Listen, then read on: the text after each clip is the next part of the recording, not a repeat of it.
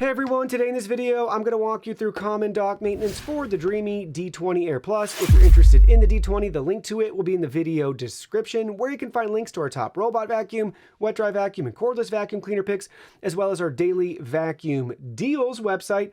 And you'll find our newly released robot vacuum comparison tool, so be sure to check out the links in the description. So we have our station right here. We'll start from the top. Removable cover gives us access to our vacuum bag. They're very easy to remove and dispose of. If you have any debris down here, just dump it over to empty it out or grab a can of compressed air.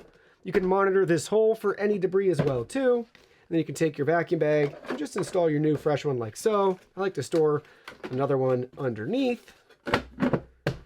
And then we can go ahead and we can look at it from the very front. Make sure the indicator light is free from any debris. Same with the charging contacts. You can wipe down that sensor. And then we have our vacuum channel right there again. So we can make sure that's free from any debris. And they make access to that at the very bottom. Super simple. It's just 6 Phillips head screws.